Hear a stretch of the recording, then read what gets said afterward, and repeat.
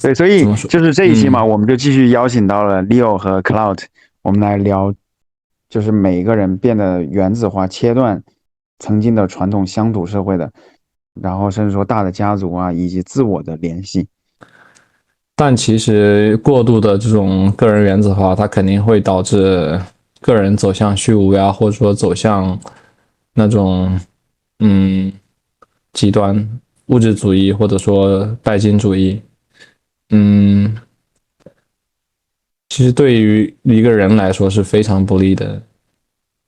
它相当于嗯，就是把一个人从一个有灵魂、有血有肉的人变成了嗯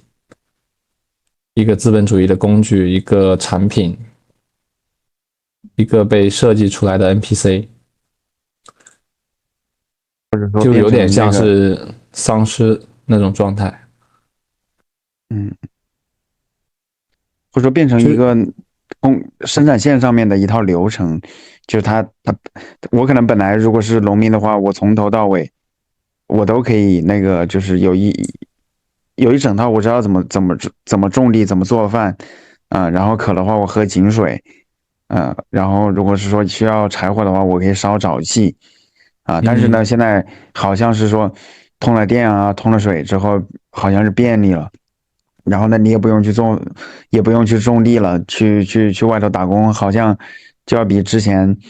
种地的话，工资还多了3倍嘛。但是呢，嗯，一旦打工之后呢，那就相当于出让了自由嘛，我就得开始相当于要迎合老板的那个意思，然后同时呢，就是我一旦就是没了那个就是那个叫什么那个电费和水费一旦断了的话，那就断电断水嘛，停电断水。对对那对吧？那我基础的那个生存也受到的那困扰，对，相当于把人从一个自给自足的状态赶到一个需要依赖这个体系、依赖这个大的分金钱工合作社会。体系，对，对对对，我觉得就是这对人来说是非常不利的，因为相当于它缩小了你的生存空间嘛。比如说，你只能靠这份工作，你才能生活下去。所以你的尊严呐、你的时间呐、你的一切都不重要了，只要老板的一句话，你都可以丢弃，因为你没有老板给你的工资，你就活不下去嘛。这就是所以以前，嗯，你说，这就是一个圈套啊，很明显的是一个圈套，它没有任何的对个人就是有起到就是正向作用的一个地方。它更多的时候，你看到的便利或者说体会到的那些舒适享受，它其实是嗯一种甜头嘛，就是诱饵在就是陷阱里面的放的这个诱饵。对，所以像之前曾仕强教授嘛，他也说过，他说原来是有那个大家庭的时候嘛，相当于堂兄啊、叔伯大爷都一块住的时候，那我在外面打工，我是有自己的尊严的。如果一个老板太变态了，那我直接撂挑子不干，因为回去我大不了就是家里面多一双筷子嘛，家里都有正地，是这样的。我都可以。对，但是后来的话，哇，土地都被征用了，然后那老板再也变态，咱也得忍气吞声。特别是现在都主张那个超前消费嘛，我要按揭车按揭房，所以当时我记得就是有一个段子嘛，就说为什么日本人那么谦卑，就是被按揭给按的嘛，对吧？那 Cloud 你有啥观点？呃，我的想法是，呃，我觉得，我觉得主要是从情绪上来说吧。我觉得现在人其实主要，我觉得原子化主要其实日本，你就像刚才聊的，日本其实是个那个很好的一个一个典型案例吧，我就这么感觉。我看的日本电影也好，看的日本的动漫也好，包括那个二次元也好，包括这些东西也好。当然我不是很痴迷二次元，我只是多多少少还有一些作品，我觉得我会关注一点，对，就是我会感觉到就是怎么说呢？感觉到就是那种就是相当于就是可能有一个，就像 AI 一样的，就是他们现在分析 AI 为什么有问题在于 AI 它不会反驳你，而二次元这个东西也是一样的，就是它有东西让你觉得很美好，但是那个美好的东西让你不真实，或者说就是相当于是一种让你产生逃避的那种感觉。就相当于你无法去面对这个社会的真实的这个残酷也好，包括真实的这些东西也好，所以我觉得是就是相当于有一种逃避倾向，就相当于这是我觉得每个人原子化以后的最大的问题在于我们内心没有支撑点，没有支撑点了。相当于我们原来就像你说的，我们原来可能是一个大家族也好，包括是一个整体的一个社会，就相当于你帮我，我帮你，但是到原子化以后，没有人帮我，就是我不知道你能感觉到这种，就是相当于这种无助感吧，就是有一种这种感觉。尤其有一部电影还挺那个的，叫什么让人嫌弃一生的松子吧，还是什么？忘了。对，一个日本，这个我看过。对，就最后对吧？就相当于就是最后这个人就相当于他最后走的时候，就相当于就是完全挺残酷的，不觉得？对个人来说，相当于非常残酷了。是，我还是希望一个社会来说，肯定是一个整体，我觉得是更有利于大家。而且人，我是在今年第一次感觉人是群居动物，就是离群，就是相当于太久以后，你真的会出现各种各样的心理问题。相当于就是，如果长期缺乏跟外界沟通，就相当于怎么说呢？可以这么理解吧？我觉得原来听过一个想法，就是人是一个耗散的系统，就是你需要有外界的能量和外界的信息来不断的维持你这个系统的稳定和运行。如果一旦失去外部的能量和信息，你这个系统可能会就是相当于它内部的紊乱是很快的，就这种感觉。对，所以我们做这个频道、做这个节目的意义，其实也是在尽量的去给这些就是观众们提供更多的一些精神形而上的一些情绪的叫精神的按摩吧。对，而且你别看我们频道那个时间长嘛，你想想，像有钱，就是有闲的人，其实要比有钱的人要更加的那个尊贵，因为实际上生命就是由时间组成的嘛。那你能够自由的支配自己的时间，不就是自由的支配自己的生命吗？所以我就很感激很多观众们，他们愿意把那些宝贵的时间全部都看我们的这些节目，哪怕是说有一期视频都是50几分钟的，那我看到完播率都还挺高的，就是还是有相当一部分观众都是看到最后1秒的。是，我就喜欢，我觉得喜欢长内容的观众都是非常可爱的。真的，我觉得就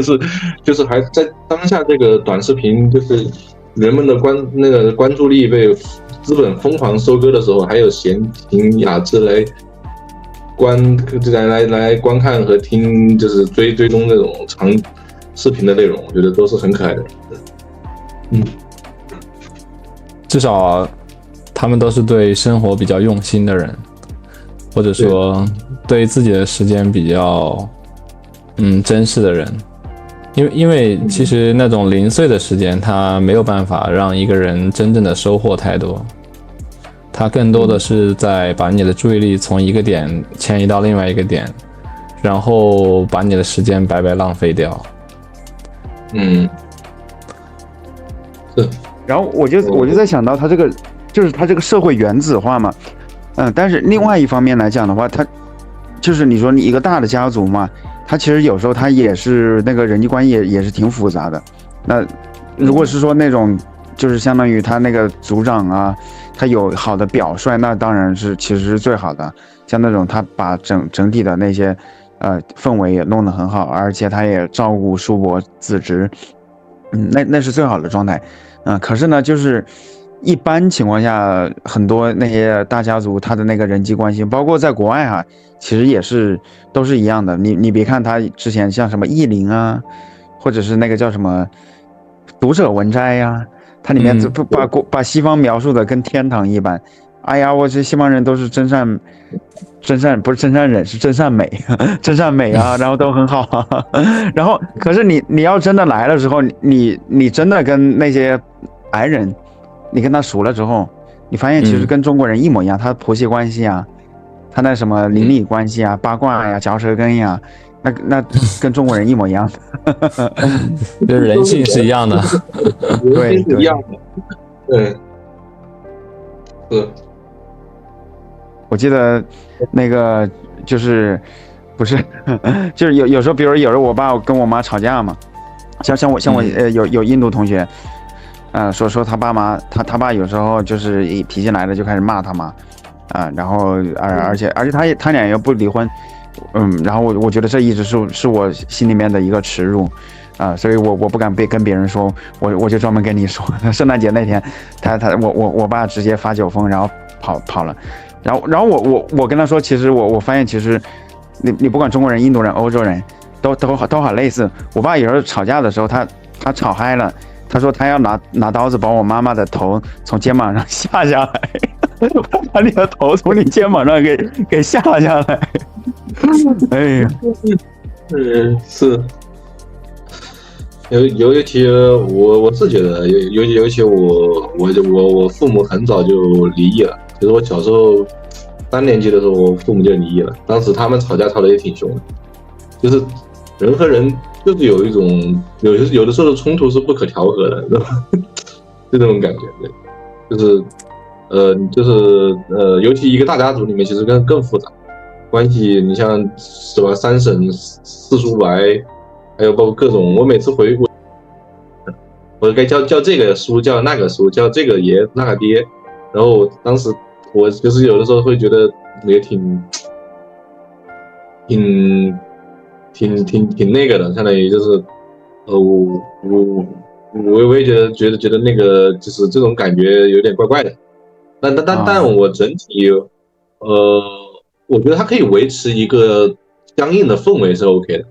就是我还是愿意承认这个东西的存在，然后我觉得，一个大家族的存在，有一群亲戚也好，包括这些也好，但是我觉得不纠结，不纠缠于这个关系，就相当于就是大家能够亲密，能够相处，能够有这种方式相处，我觉得就挺好。我觉得我不排斥这个事，我不知道你们怎么看这个家族就是特别大的这种家族怎么去处理这种复杂的关系？对，你咋看的？我觉得这个家族它其实因为是生下来就有的嘛，它跟我们在生活中交的朋友混的圈子还不一样，就是家族我们没办法选嘛，就是我们一生下来在哪个家族里边，然后就注定会跟哪些人去相处在一起。我觉得重要是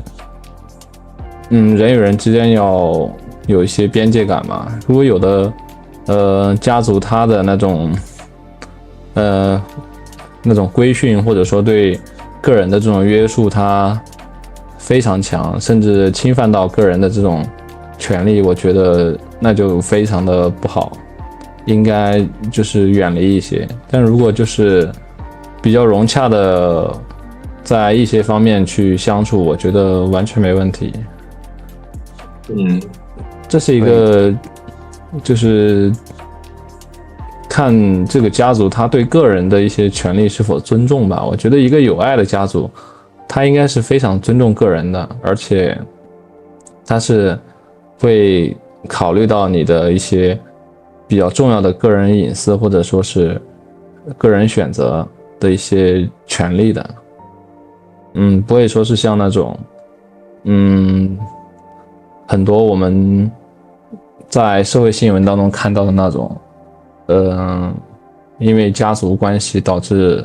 一些不好的社会事件，或者说刑事案件。就包括夫妻关系也是这样的。看这个家族他是用哪种方式凝聚在一起，如果他只是用规训或者说是这种权威式的打压式的这种链条把每个人都拴在一起，或者说他还是那种用爱和团结去包容在一起，这完全是两种模式。对，就像你接着说。是我就是尤其我去过一次贵州，就是相当于觉得在贵州那边的很多少数民族的那些他们的那些就是族群，包括像是苗族也好，包括像是那些族群也好，你会感觉到就是那种相对传统氛围的那种那种社会里面，就相当于你能感受到人和人之间的那种纯粹的这种支持，就像你刚才说的，这就是爱和团结在一起的。因为我小时候，我觉得因为我外婆有4个孩子，相当于就是我除了我妈以外，我还有2个舅舅，1个小姨。相当于我觉得我小时候的那个整体给我，虽然说就是我妈长期把我放到老家，相当于我当时属于这种的，就是这种啊，就是半个那个叫什么留守儿童，对，半个留守儿童。但是我觉得我在我亲戚家里还是得到了很多的关爱和保护，相当于对，然后我就觉得我还是挺感动的，就相当于就是从那种传统的那种社会的那种氛围感里面，我觉得人和人之间是在相互支持的，在相互理解和相互在包容和爱这种感觉，我觉得很好。但是这种氛围其实现在也挺稀缺，就是或者说越来越稀缺了，就相当于就是因为可能也是功利社会以后，对吧？就是就像这种资本主义多多少少的原子化以后，就会破坏原来那种感觉，让那种东西变得异化一点，就是不好怎么去形容。但是我觉得社会是发展，就是2方面去看嘛，因为就像我们也不可能回到过去那个社会，就是相当于是大家一起干农活，对吧？我们也回不去了，对不对？我觉得就相当于是把这些小的家族都给拆散了，然后去融合成一个大的国家团体或者说是民族团体去协作，甚至说到后来是整个人类去共同协作，相当于把你从小的团体当中给拆分了出来，剥离了出来。而且我觉得现在的那些自媒体或者说是互联网上的这些内容推送，它其实有点像是那种挑拨离间的那种第三者一样，它会挑拨你跟你的那些亲朋好友之间的关系，就是你刷了太多的这种互联网上的内容，你就会跟身边的人产生这种疏离感，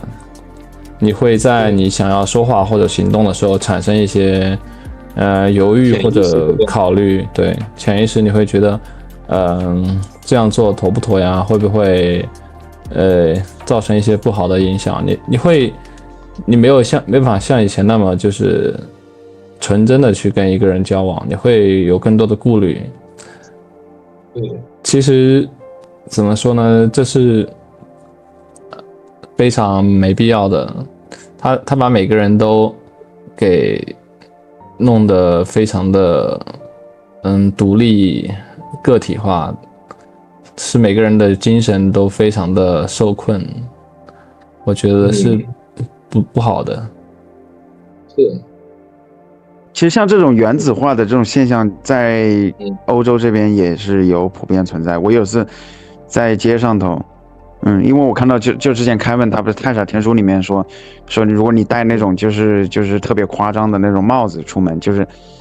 出门的话，你千万不要怕被别人嘲笑，反而你还能够收获到爱。后来我就有一次戴了有一个像那种就超级玛丽里面那个蘑菇的那个帽子嘛，那是原来一位朋友他在舞台上去演，就是相当于去表演那个晚会，就相当于元旦晚会的那个帽子。然后那次正好下雨了，我没有带伞，我就走。后来走到街上，我就跟一位爱尔兰的一位老人吧，当然也是我一位朋友，跟他聊天，结果这个就很多路人经过嘛，看我戴超级玛丽的那种蘑菇帽子，很多人说我好喜欢你的帽子，太爱你的帽子了。然后当然也有那个就是同伴之间3、5成群好友，最后他们很夸张在那里笑的也有，但大部分都是说你这帽子太有特色了。后来有大人也有那种中学生嘛。后来我就在想，如果说下一位路人过来，他还是说赞美我的帽子，我就要把那个帽子送给他。结果后来果然来了有爱尔兰的一位，你也不知道，也不知道叫他大妈还是叫奶奶，可能是一位可能70岁左右的一位，60、70岁的一位女性吧，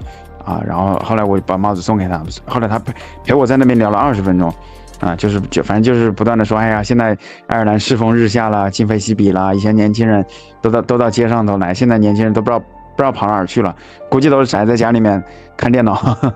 玩手机，对吧？然后哎呀，年轻人就是应该出来多晒晒太阳，然后后来反正也吐槽了有一些一些政治上的一些东西吧，对，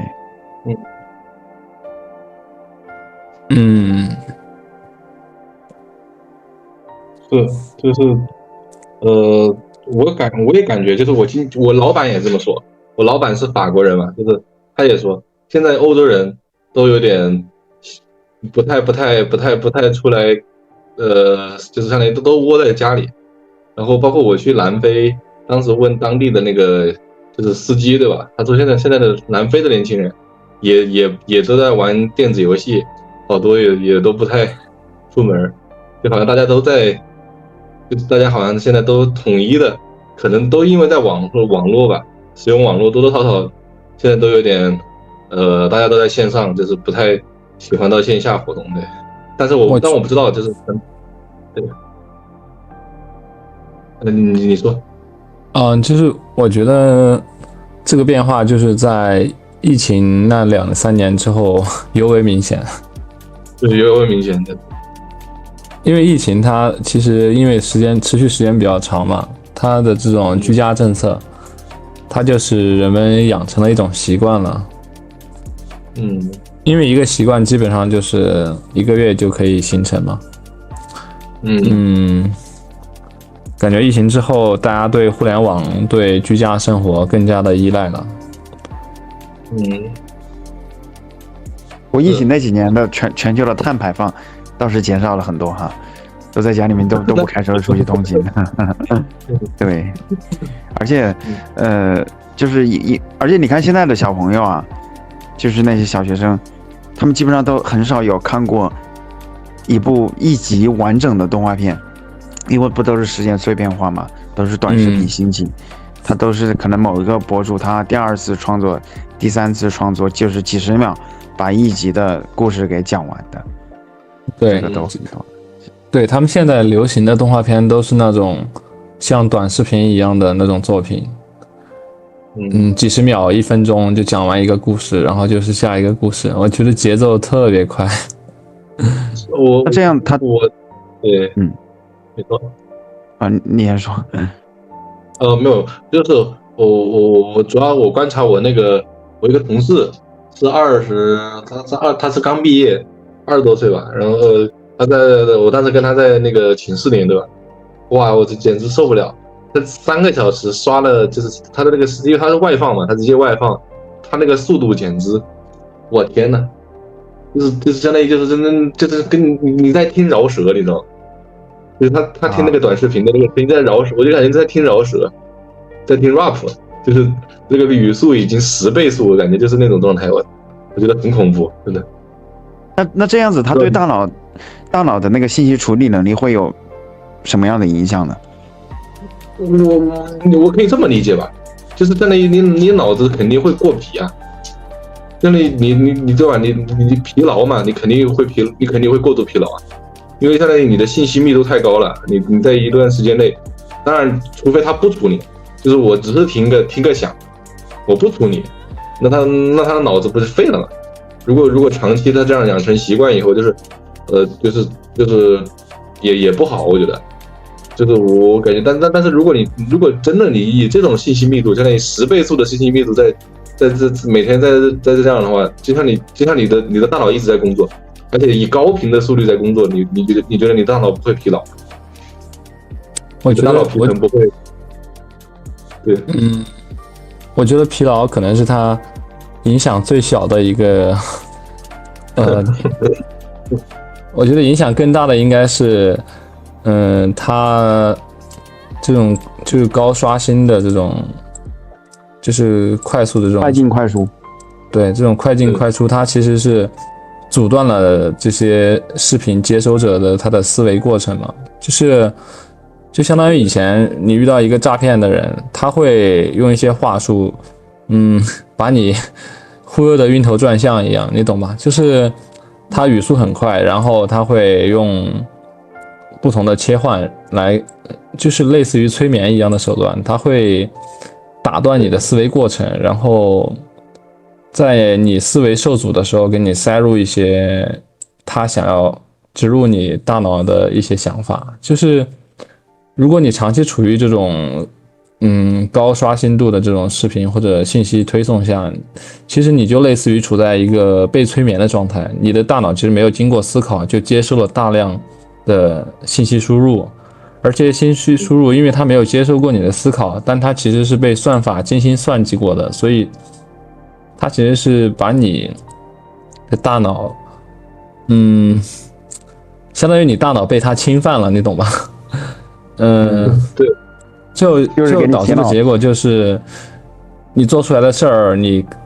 你的精神状态可能都不是你自己，它只是算法或者说这个信息推送机制引导出来的。对，就失去主体性了。对，你没有主体性了。没有主体性了，对。我记得上次跟 Cloud 去重庆，不是自驾嘛，然后我们当时不是订了也在一个那个单元楼上头的有一个民宿嘛，然后单元楼下头是一个商场，有一些那个店家嘛，然后商场进门的地方不是有一位保安的一个座位对吧？好，然后那个时候是晚上8点钟，我还清晰的就是记得那一幕场景嘛，就是那位保安大叔估计跟我们爸爸差不多年龄吧，然后他就8点多钟，就是反正也算中年人嘛，就想休息一下子，趴在桌子上头，然后桌子上头，在他桌子上头就是他的手上头，就是他已经睡着了，然后手上头还握着一部手机，然后那个手机还在外放着抖音的那个就是单曲循环的那个短视频，我就觉得这真的是太他妈可悲了。你想想，就是这个好像是某种东西啊，他不光是要奴役一个人的肉体，让他就是8点钟都操劳加班，同时还要奴役他的意识，要给他意识里面去植入这些东西。哎，我就觉得这就是相当于你这个科技嘛，它这种温柔的操控，它对于一个一个的个体，它居然能够控制到这种程度。对，我之前有跟一个同事住在一个双人间里边，因为我们出差嘛，然后想省一下这个差旅费嘛。我的那个同事他每天都要熬夜到4、5点钟才睡觉，然后我每天早上起来的时候就发现他的手机一直在外放，就没有停止，相当于就是他可能在手机的外放中昏睡过去了，然后第二天早上手机还一直在放着。我觉得确实当时给我也是很震惊，我觉得他一定就是很焦虑或者说是很疲惫吧，非要把自己折磨到对，就是抖音那种那种内容啊，就是短视频，比如说讲什么的，我没有听他讲什么，就是我也记不得了，太久远了。然后就是短视频那种没有太多营养的内容啊，就是一惊一乍的那种，你懂吧？调动情绪的那种内容。所以我就觉得像国内现在有一些那种复仇爽文嘛，上次跟 Kevin 聊到的就是讲一个外卖小哥收尽了各种各样人的就是歧视以及那个宣泄凌辱然后好不容易想追一位女神，对他就是爱答不理，然后把他当成奴隶一样。好，然后这个时候他突然获得了超能力然后有了10亿美元，那他就不装摊牌了嘛，摊牌不装了，对吧？然后开始就是对于各种各样的你当年对我爱答不理，我现在要让你高攀不起，然后就是甚至把他们都给做掉的那种。你想想一个人的话，你想让他仇恨，其实是很快的，那种仇恨教育洗脑，那很容易就会把自己的一些生活中，因为每个人因为人生本来就是很苦的嘛。你很容易就可以把你的苦难投射到一个跟自己完全不存在、完全不相关的事物之中。好，可是呢，如果是说你要想让人学会爱、接受爱，这可能是需要比仇恨多好几十倍的时间而真正世界其实最需要的就是爱，灵魂的本质也是爱。然后，其实这个世界的真相、宇宙的真相也就是爱。当然，这个爱不是指男女的情欲之爱，而是说博爱。最近我有听到一个很有意思的说法，就是他说爱其实它不是一种情感，就是像我们的喜怒哀乐呀，它其实跟爱它不在一个层级，爱它其实是一种能量，它是一种比较丰盈的能量，就是充满爱的人，他可以给那些接受爱的人带来那种温暖，或者说积极向上的一些力量，就类似于这种感觉吧，就类似于充电的感觉，就是一种频率嘛，就是它的频率，相当于就像是太阳光一样，对，就是照在人身上暖洋洋的那种感觉，这就是爱。他把爱跟情绪做了一个区分，就是那些天人他们其实是有爱的，他们只是没有七情六欲。对，因为相当于我觉得他是超越了怎么说呢，超越了一种局限的爱吧，就像这个世界对吧，我们来诞生以后就这么存在了，就是相当于那个源泉的东西一样的。为什么世界会赋予我们肉体，然后又赋予我们思想，又赋予我们各种各样的这些器官，还有包括各种各样的功能，对吧？相当于就是一种他们说的相当于就是无条件的一种承载。我觉得那是跟比爱比相当于就是情绪是人的一种反应，是一种反应，是一种感受。然后我之前有一个就是上个公司的那个有个老板的师傅，然后就是说人先有感受，你才有那个叫做觉察，有了觉察，你才有叫做再往上一层，你才有那个你才有那个认知。就相当于就是，所以就是我觉得情绪疗愈这些东西，我觉得都是停留在感受的层面的东西，而爱真正爱也是一种体现在你最后的，就是你认知到爱的存在的那种感觉，相当于就是你也愿意去把这个爱传递下去，就是这种不知道我解释的对不对，但是我觉得目前是这么想的，对，我觉得说得很好。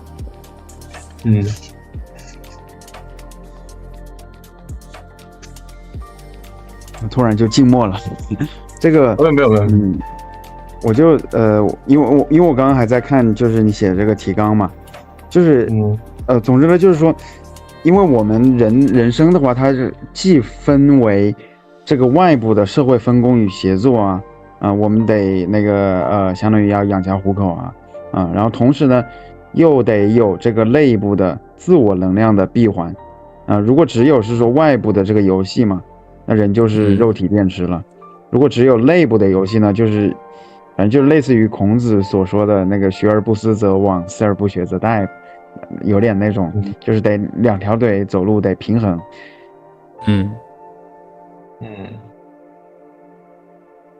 然后他又说了说这个易经嘛，它里面有未与时，以及道德经里面的这个守中，说这个它并不是仅仅是说养脑养生的这么一个学问，而是说对抗原子化社会，重建个人坐标系的生存代码。这个你们怎么看？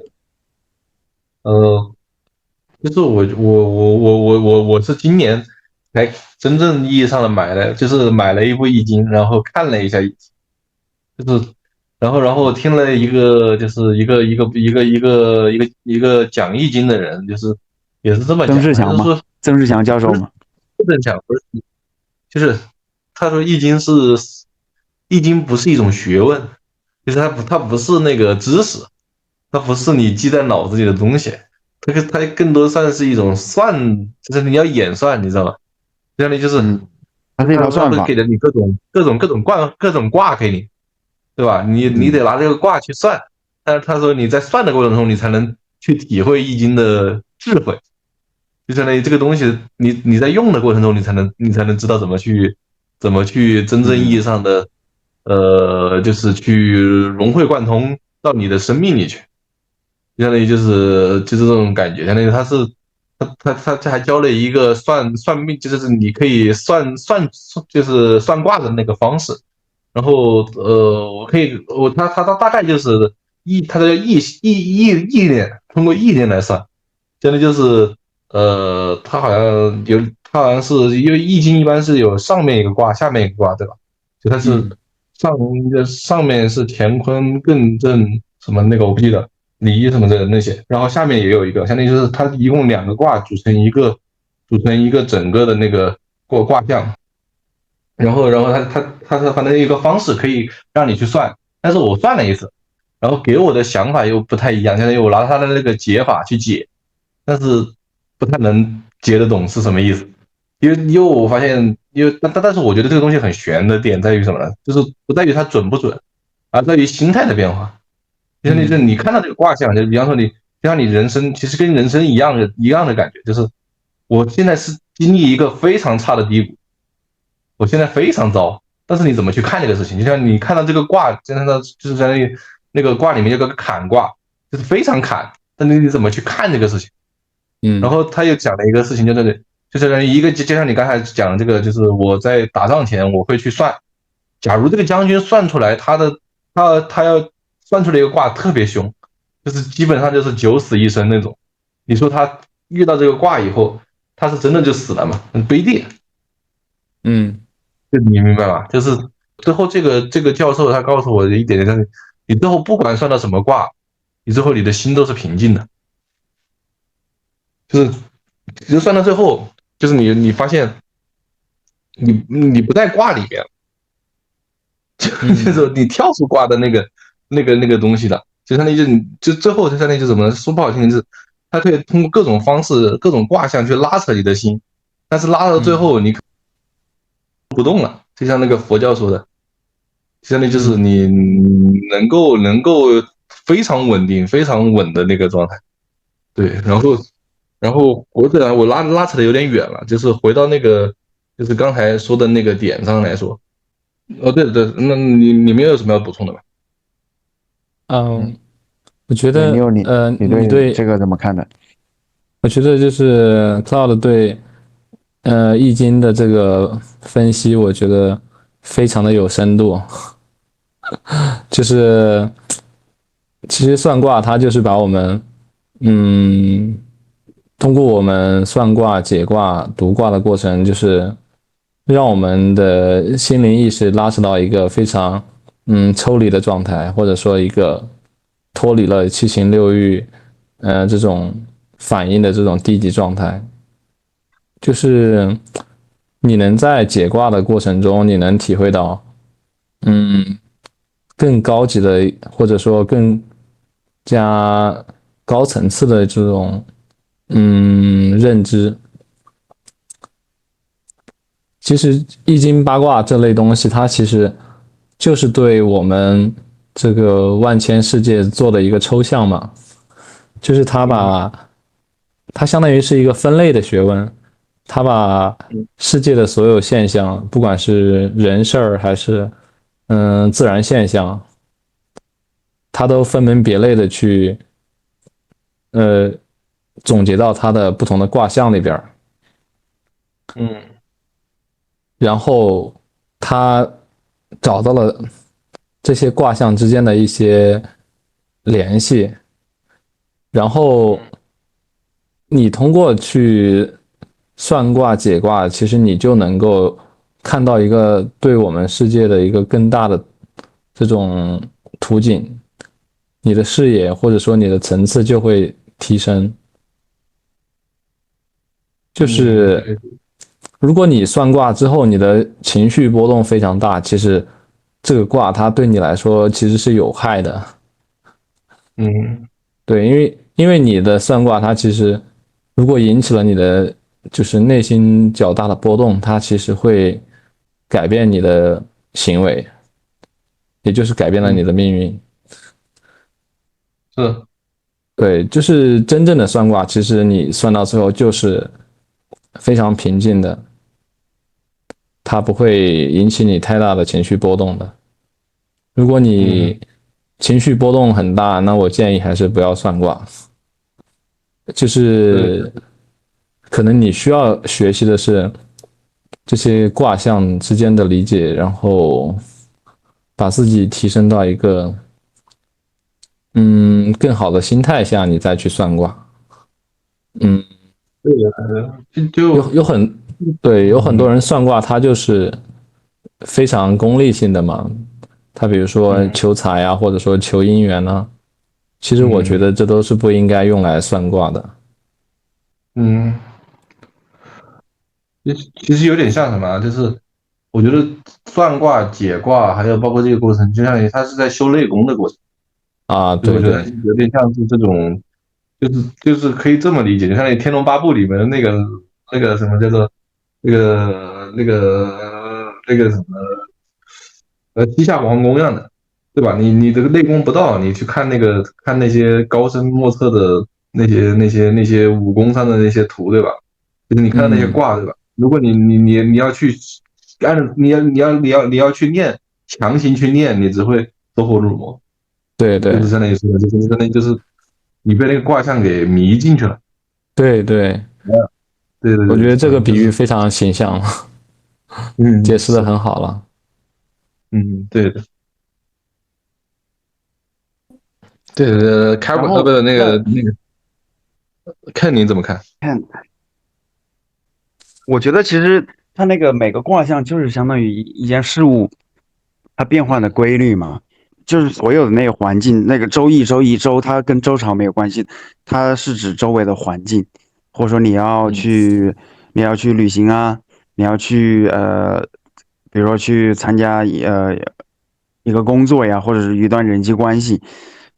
它肯定就是都是随着那个是斗转星移，它会不断的变动的嘛。然后呢，易经这64卦就是相当于抽象总结出来这64种规律。然后呢，如果我们就是占到了自己目前适合于哪一卦的话，那就是平静的去首先接受它，然后第二的话呢，呃就是留意好我们怎么样去做，能够就是对于目前的这个状态是一个比较好的一个解决方案，因为像那个易经，它不断的会提到君子有终。对，我怕时间没了，我还在嘚逼嘚的说，对，就是说，就是不断的说君子有终嘛，就是说如果我们能够做好自己，那肯定好人会有好报的，然后同时呢，就是包括风水的话也是类似的嘛，就是像福人自有福地居嘛，就是如果一个人他心态都很好，就是而且他好到了超过很高的那种境界的话，那不管那即使他原来他周遭的风水好像很烂的话，慢慢的整个气场也会好起来的。对，而且命运它其实是可以变的，所有人测算命肯定都是希望去改命嘛，希望能够算不准，对吧？像算命先生有时候吓我啊，你必遭血光之灾，那我能不能改？我加点钱能不能帮你改一改呢？对吧？然后有的算命先生说你改不了，你就是这个命，加了钱也改不了。这是我之前听亲戚说的，在黄石那边的一个笑话嘛。因为我们湖北黄石很多那些命理学的，包括我们这个村儿，就是我老家那个就是绍兴嘛，你可以在百度都可以搜得到那个邵伟华算命网。那是我们村首富，邵伟华，他原来是叫狗蛋儿的，后来出了名之后，他得改个名字，伟大中华叫邵伟华。他当时预测的算准的，就是东南亚有一些总统选举嘛，然后直接一炮而红，那些企业家呀，甚至有一些一些高级干部都去找他去算。然后，而且一次性，所以说做生意，咱就是要挣那个优质客户的钱嘛，对吧？对吧？优质客户的话，他给的又多，而且这个情绪精神内耗又少。他算好之后，后来还给村里面修桥铺路，那当时还捐了有一个小学嘛，那硬件的那也是给他以他的名字命名，邵伟华小学。然后包括那些庙的话，一捐就捐10万，对，是就是易经，我是感觉就是相当于就是，尤其现在我发现我在我的 YouTube 上面有好多都是讲这种内容的，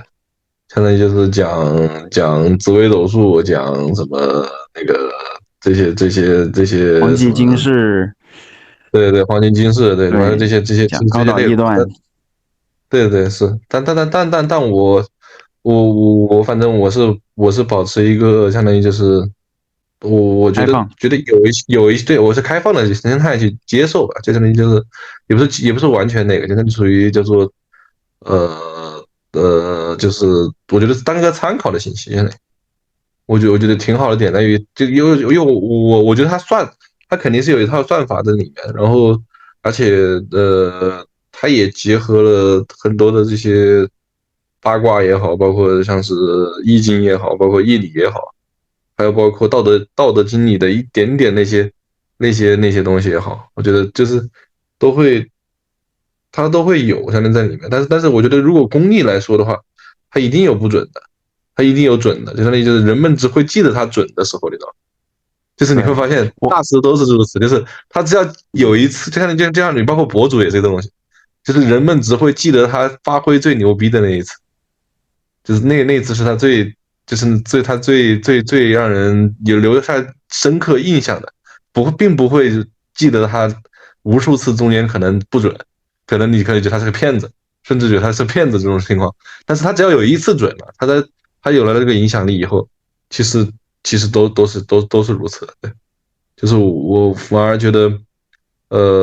我觉得最好的是心态吧，就像我刚才跟那个你我们两个在达成的一个共识，对吧？就是心态，就是相当于就是人到最后就是，你不管你算成什么，我还是有我自己内心的坚持，就是我还是会有就相当于我相当于我不会对这个卦象有太多的这个牵扯了，对。就对，是我觉得这才是我觉得这才是最后，就是相当于你就像说的，你学佛也好，你去你去这个搞玄学也好，搞什么也好，你最后是解脱，你不是沉迷在这个游戏里面去了，只对，是还有就相当5秒钟，于就是对，预听后事如何，下回分解，谢谢你们。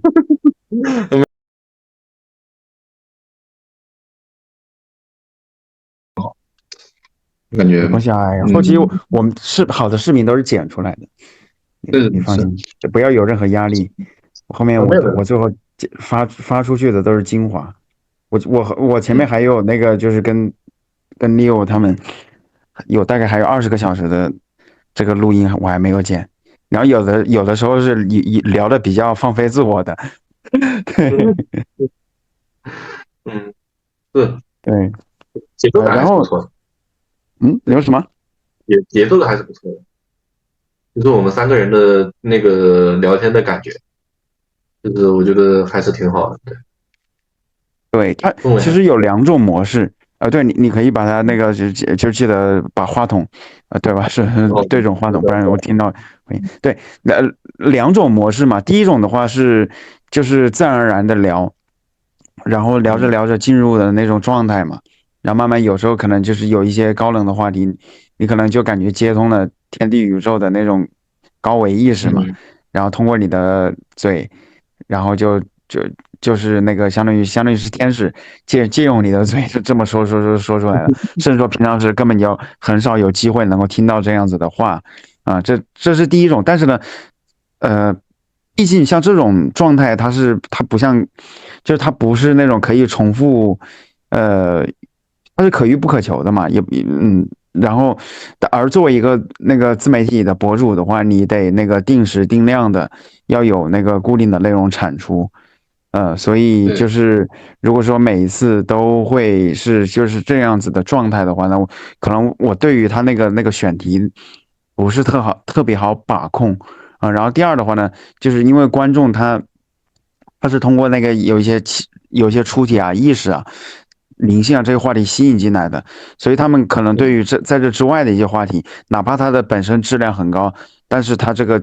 点击率就不是很高嘛，所以就是对，后来我就在想第二种模式的话，你要保证定时定量的话，那就也可以写一个提纲，也可以写个点，可以这两种模式互相切换嘛，是，对。对对，我觉得是，首先肯定还是有一个提纲会好一点，有一个脉络的人，有个脉络你就更好围绕那个话题，就是相当于构思你的想法嘛，然后就不会离题了，相当于，然后第二个事情是，呃，第二个事情有准备，我觉得就是现在任何事情就是你有准备，你做这个事情好像就不会有点区别。当你不准备，当你不经意的做这件事情的时候，你可能多多少少就是会，就是我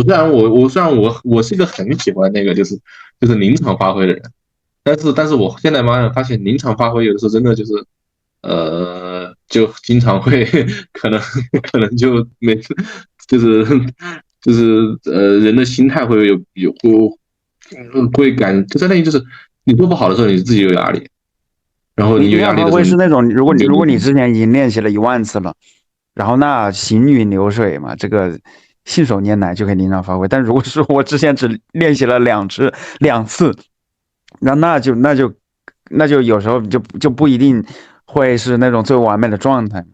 对，所以就像《孙子兵法》里面他说，你说那个准备嘛，在古汉语里面就是算命的那个算，《孙子兵法》他就说了嘛，他说多算多胜，少算少胜，况无算乎？对吧？一般两个国家之前打之前，他肯定要做那个兵棋推演嘛，然后根据国力怎么样的，但是当然现在的话，打仗之前还没开打，他就直接把就是双方的那个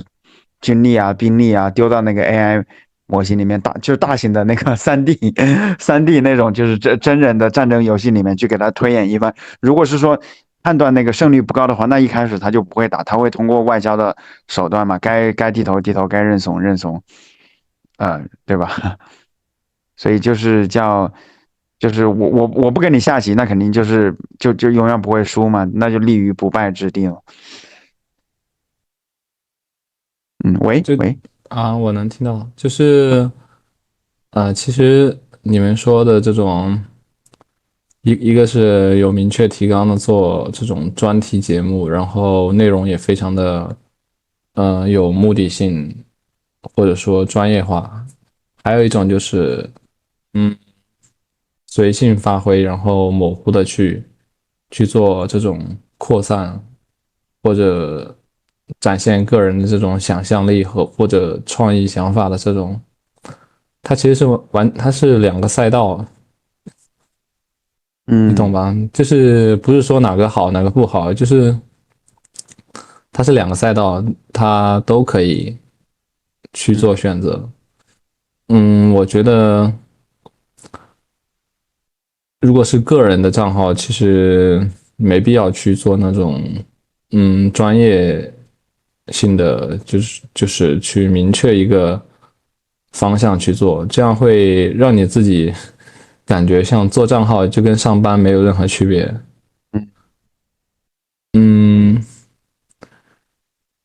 如果你是那种就是公司账号，或者说是做那种领域账号，那确实就是你需要去集中到某一个领域，然后去集中某一个话题。看你怎么选择吧，或者说你两者都选也可以，就是你把两个类型的节目交叉去上传，对啊，让你的对，就是让你的一部分观众他想要专业内容的，他也能得到一些，不至于说看了好多期原来都跟自己想要的无关，然后就取关了。就是可以是那种就是命题作文和自由发挥，可以就是混着做成两个系列来播嘛。对你做混搭也可以，对，做混搭也可以。对，小孩子才做选择题，大人全都要，两个我都要。对，对，所以就是这一期嘛，我们就继续邀请到了 Leo 和 Cloud。还有一个比较黑的原因，这个我会给他掐掉。你看上次易如他不是说，哎呀，你这视频播放量都已经没有原来那么高了，为什么你不切到8分钟一期？你看我们国内 B 站多先进啊 ，B 站上基本上都不会有超过10分钟的视频。现在人很难有时间，大段的去看这些东西，没有这个条件啊。后来我按照他的建议做了嘛，我就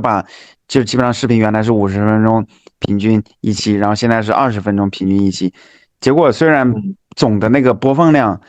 要比原来多了，但是我的收入却减少了。然后后来 YouTube 看收入少了 ，YouTube 也不推了。为什么？因为这东西 YouTube 它也想赚钱，它肯定是就是这个东西就是一般 YouTube 它分攒55%嘛，然后 YouTube 它这个平台拿45%。好，如果说一个视频它太短了，插不了广告它就赚不到钱，它就不推这个视频了，对吧？所以有一些 UP 主高风亮节，我不插广告，那样子观看体验是不是会更好呢？播放量是不是会更多呢？但是你都不插广告了，那 YouTube 那他那些人，他那个平台他饿死吗？他饿死了，他就不推你的视频了，他就推现实的博主的视频了，对不对？但是我发现是啊，对你说，但是我发现有一个事儿，就是这个底顺飓风，你知道吧？我看他们现在也会剪那种短视频，就是相当于把他们的那个精彩花絮剪成一个短的，然后发到短视频的平台里面去，然后你的长视频还是保持长视频，但是我不知道这样会不会影响你的频道权重啊？这个我不太具体不知道。他那个短视频是多短呢？是1分钟以内还是？你可以看一下，你可以搜一下 YouTube 上面影视飓风啊。对，好，他是1000万博主呢 ，B 站上的。啊 ，B 站上面啊，他这样子，如果是说做短视频，那就是1分钟60秒以内的，或者要么就做长视频，对，然后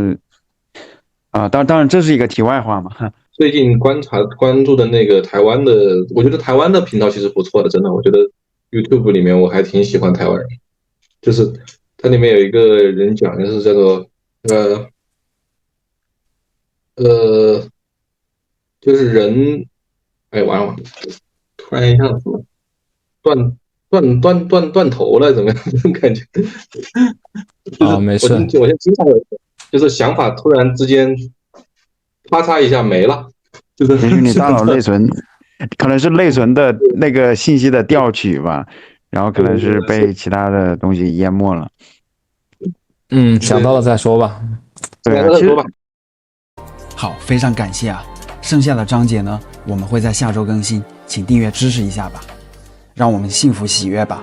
因为我们如今正在经历的疯狂，实际上是一种幻象，它逼着越来越多的人觉醒。可是呢，我们也要同情那些没法觉醒的人，因为世间的种种现象啊，造成了我们个体与灵魂的分离。我们会在螺旋上升的水晶上继续我们意识的进化。我们正在获得内心的勇气，将自己交给了灵魂，迈向了完全未知的领域。我是谁？我来到这个世界上究竟要做什么？进化的新阶段已经开始，意识到无限的爱会让我们开启一场前所未有的灵魂旅程。